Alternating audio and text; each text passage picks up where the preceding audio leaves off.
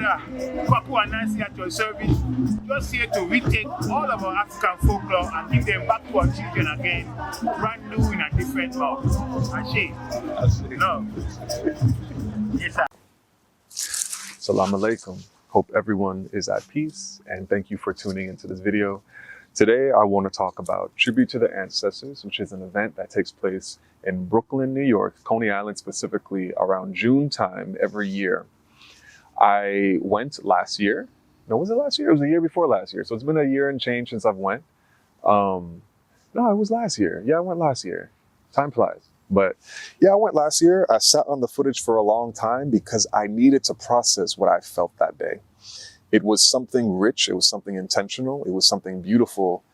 And although I don't have much of the academic insight to explain what I saw deeply, I do have over a year's worth of reflection and processing of the event to share with y'all. Tribute to the Ancestors is an event that happens, yes, every year at Coney Island, but it happens throughout the entire diaspora. So you will find something like it across the American South, across the Northeast as well. You'll find something like it in Latin America. You'll find something like it in the Caribbean. It is an acknowledging of what our ancestors have had to deal with, being descendants of enslaved Africans in this land we call America, or the Americas, whether that be the Caribbean or Latin America, so on and so forth, in this hemisphere for the past several centuries. It is a tribute to the lives that they've had to endure being enslaved people. I'm currently in Richmond, Virginia, and there is a lot of that same essence here, but it's not exactly held in the conscious mind in ways of which I've seen it being held during these ceremonies like Tribute to the Ancestors. So we all know what the reality is, being here in America, for instance, that this land was built by enslaved Africans and this land was stolen from the native indigenous. But we don't really hold it in our day-to-day. In fact, increasingly, you find less of it in textbooks, less of it in our historical understanding of this place. Therefore, events like Tribute to the Ancestors is very, very, very important and necessary. It's a space that intentionally invites the reflection of this history, the lives that have come and gone, that embodied this history intimately. Of course, we are still embodying this history. Even now, in this moment, I'm embodying this history. But the brutalities of what happened, the extremity of what happened is something that is remembered. Additionally, the identity, the culture, the resonance of my ancestral lineage, the ancestral lineage of the descendants of enslaved people is remembered as well. So the drum.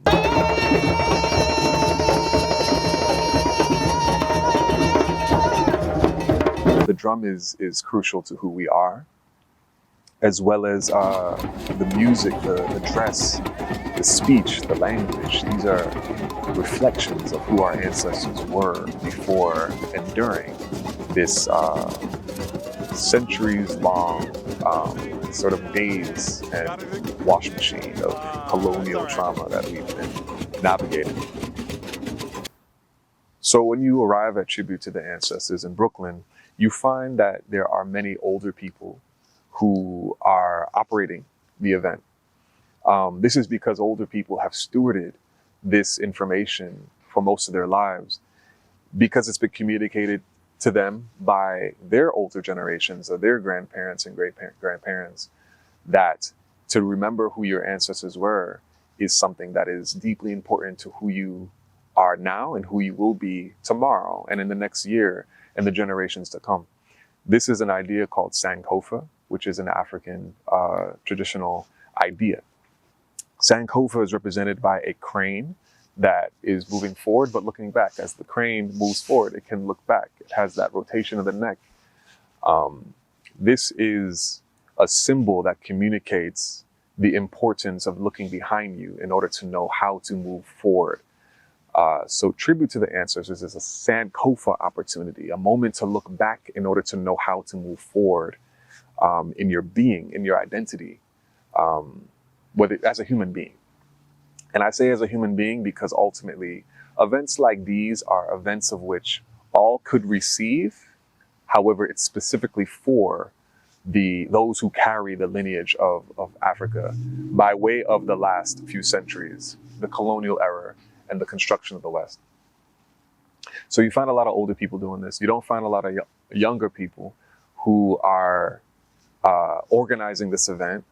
And so there's a need, there's a desire by these older generations to have younger people participate. So when I showed up, I made sure to bring some of my friends with me, those of whom I know would be able to hold the event with honor. Because it's an event of which older people are organizing, you have to acknowledge them with respect and honor, which is something that we don't practice in our day-to-day. You have to introduce yourself by name, shake hands, and make space for the position of older people, which is always higher. This is an African concept as well. So there's a lot of music, drumming, and speeches. The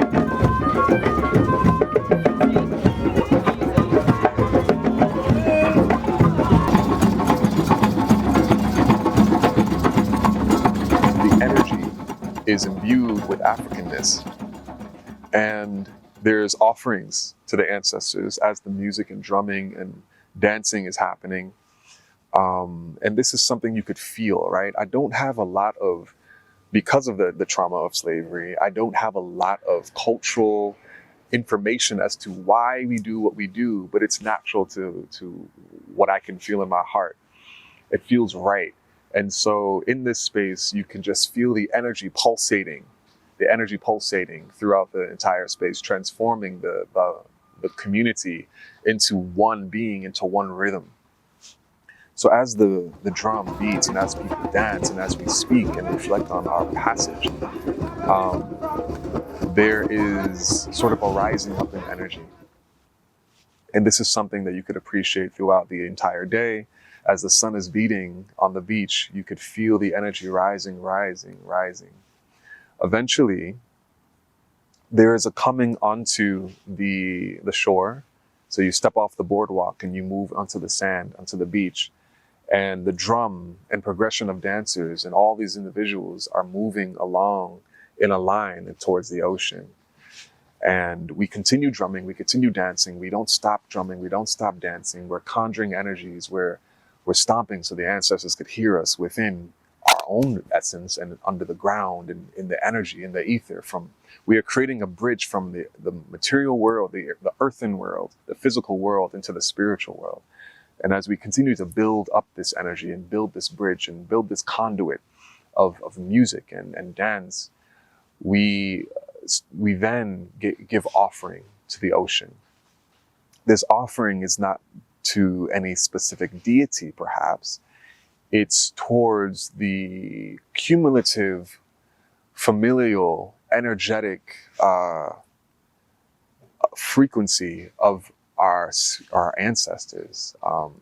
So there are folks of whom will communicate directly to a ancestor, but I specify what this is because a lot of us have dealt with the trauma of the Abrahamic faiths, specifically Christianity, and how it could communicate this reluctance to acknowledge your ancestors. I want to just clarify that the Abrahamic faiths are inherently ancestrally recognizing. We recognize the lineage of Abraham by way of Moses, Jesus, David, Solomon, so on and so forth. We're constantly referring to the ancestors when it comes to the Abrahamic faith. But how we've been colonized and westernized into conceiving of the Abrahamic faith, the ancestral recognition has been kind of detached from our consciousness about it. When it comes to the descendants of African people or African people at large, those of whom remember who we are indigenously, the ancestral recognition is innate, despite whether you're Christian, Muslim, or a spiritualist. So yes, some people directly acknowledge the ancestors. Some people are acknowledging the forces of nature, and some people are acknowledging the totality of all spirit. What I did personally was I recognized the efforts and the energetic spirit of the ancestors that move through me, and I communicated my willingness, my desire to work with them for the goal of the divine among us all, the divine total being of whom I call Allah as a Muslim. And so this was an opportunity for me to build that bridge myself by way of the communal effort, by way of the resonance that was transmitted that day. And yeah, I believe that this is an event that more of us, because there wasn't enough of us, more of us should partake in, not as just voyeurs and observationalists, but as participants. You should beat the drum, you should dance, and you should give offering. Yeah, thank you for listening. Ashe.